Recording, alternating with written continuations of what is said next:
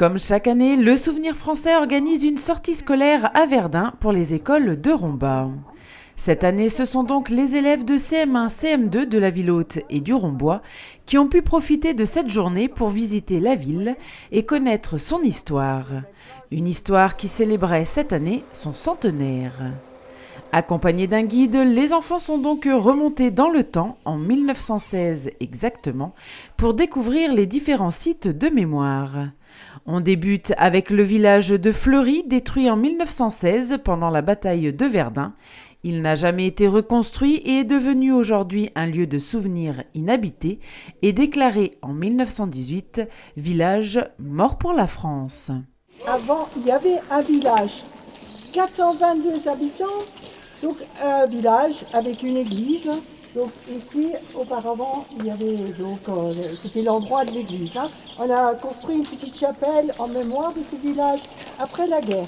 Donc c'est Notre-Dame d'Europe, ça s'appelle comme ça. Ensuite, vous aviez des fermes, vous aviez aussi ce qu'on avait besoin à l'époque,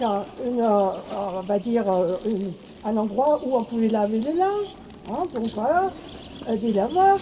Et vous aviez aussi un cimetière, il se trouve là-bas au fond. Donc, et vous aviez même une petite gare. C'est là où se trouve aujourd'hui le mémorial. Après ces quelques explications, les enfants ont traversé Fleury à pied, l'occasion pour eux de découvrir le relief tourmenté du sol qui témoigne encore de l'énorme quantité d'obus reçus, et de découvrir également l'emplacement de la mairie, aujourd'hui devenue monument aux morts en mémoire des enfants morts pour la France. À la fin de ce chemin, les enfants sont arrivés au Mémorial de Verdun, un musée consacré à l'histoire et à la mémoire de la bataille. Un musée modernisé avec une scénographie pédagogique en phase avec la jeune génération, des objets exposés accompagnés de documents sonores, de vidéos, de photos ou encore de témoignages, bref, une vraie immersion pour mieux comprendre la bataille de Verdun.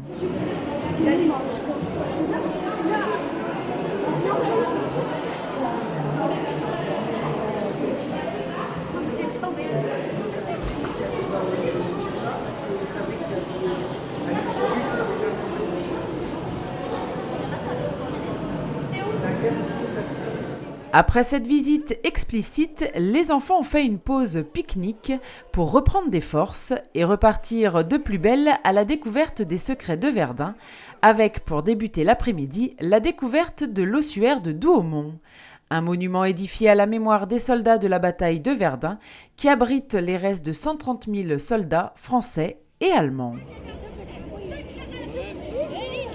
Ils se sont ensuite rendus au fort de Douaumont, un des plus vastes forts de la place de Verdun, qui lui aussi renferme toute une histoire. Donc là, ici, vous êtes devant une tombe déjà. Ceux qui sont derrière, vous allez voir avant. Vous allez me dire, oui, mais c'est bizarre comme tombe, il n'y a rien à voir. Il y a juste une plaque devant. Donc avec 7 noms, donc ce sont des noms des 7 soldats qui sont enterrés ou ensevelis en dessous. Donc, ils ont été tués le 14 décembre 1916 par un obus allemand, la grosse Bertha, peut-être déjà entendu parler, un obus énorme. Voilà, ici vous êtes au cimetière allemand du fort de Douaumont. 679 soldats allemands ont trouvé une sépulture derrière ce mur. Ils sont morts dans la nuit du 7 au 8 mai 1916. Tués par 3 explosions successives. Au sous-sol, bien sûr, il y avait des stocks de munitions. Et quand on parle de munitions, poudrières, etc., tout ce qui va avec, il y avait même un dépôt de lance-flammes. La moindre étincelle peut provoquer une explosion. Et c'est arrivé dans la nuit du 7 au 8 mai. Enfin, c'est pas dû à un obus qui tombait sur le fort, non, tout simplement un accident. Enfin, pour terminer ce périple autour de la bataille de Verdun, les enfants sont allés à la citadelle. Une visite en nacelle qui a permis aux jeunes de découvrir, grâce à des archives et documents audiovisuels, l'entrée en guerre de la France en 1914 et les grandes lignes du conflit, avec un zoom sur l'année 1916 qui restitue la bataille de Verdun dans le contexte international.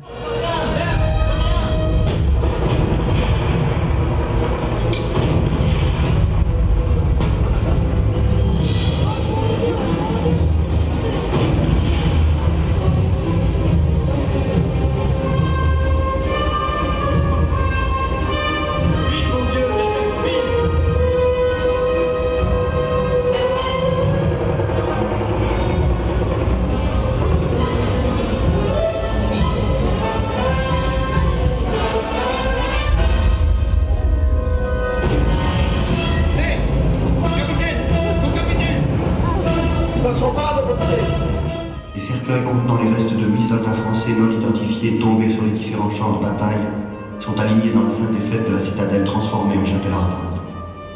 Toute la journée, la population a défilé pour leur rendre hommage. 15h30. En présence des autorités civiles et militaires, André Maginot, député de la Meuse, ministre des Anciens Combattants, s'avance vers le soldat Auguste Tain, l'un des rares rescapés de son régiment. Il lui tend un bouquet de fleurs tricolores. Le soldat Tain, la gorge nouée, hésite.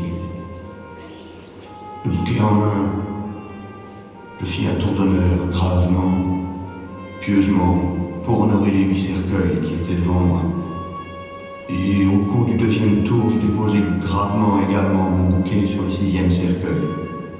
Je voulais donner une raison à mon choix, et en regardant l'écusson de mon régiment, il m'est venu à l'idée de totaliser les chiffres de mon régiment. Le total faisait 6. Le régiment faisait partie du 6e corps. J'ai pensé que je choisirais le 6e corps. C'est pour cette raison que j'ai déposé mon bouquet sur le 6e cercueil. C'est sur cette cérémonie du 10 novembre 1920, lors de laquelle fut choisi le soldat inconnu, que cette journée s'est achevée. Une journée remplie d'histoire qui restera gravée dans la mémoire de tous ces jeunes.